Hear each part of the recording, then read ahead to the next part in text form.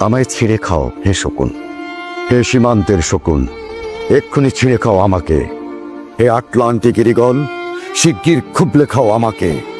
হে বৈকাল হ্রদের বাজ, আছড়ে কামড়ে ছিন্ন ভিন্ন করো আমাকে। আমার রক্ত রসে শুধু অসহায়ত্ব আর অভাব। কাগজের কামলারা তারে আদর করে মুদ্রাস্ফীতি ডাকে। ঋণের চাপে নীল হয়ে যাচ্ছে আমার অনুচক্রিকা। সংসার চালাতে অন্তরে হয় ইন্টারনাল ব্লিডিং। কি আশ্চর্য, তবু আমি মরছি না। ওদিকে দোজকের ভয়ে আত্মহত্যা করবারও সাহস পাই না আমি।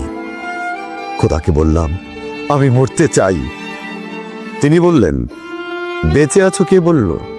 সহস্রাব্দ উন্নয়নের সাক্ষী হিসেবে রাজা তোমাকে মমি করে রেখেছেন। বাজারে দীর্ঘশ্বাস ফেললে নাকি রাজ্যের ভীষণ বদনাম হয়। রাজারও মন খারাপ হয় খুব।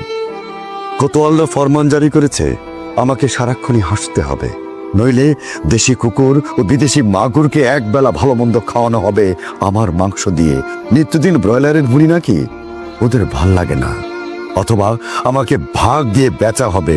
মানুষের তো মানুষ খাওয়ার স্বাদ হতে পারে, তাই না? ভাগ্যিস তা বিদেশি সুপার শপে বিক্রি হবে না। দেশি মানুষেরই তো হক বেশি আমাকে খাওয়ার। এ দোজকি যখন নিয়তি, তখন আমি উদাম হয়ে ডাকছি দুনিয়ার শ্রেষ্ঠ মাংসাশী বিভোগদের। হে ঈগল, চিল ও ভয়ঙ্কর বাজেরা, হে সাম্রাজ্যবাদী সাহসী শকুনিরা, তোমরা F-35 এর মতো, MiG-29 এর মতো দল বেঁধে হামলে পড়ো আমার বুকে। আমার রান, থান, চক্ষু, কলিজা আজ সব তোমাদের গনিমতের মাল। দেশি সুর খুবলে খাওয়ার আগেই আমায় ইচ্ছে মতো ছিঁড়ে খাও তোমরা। দোহাই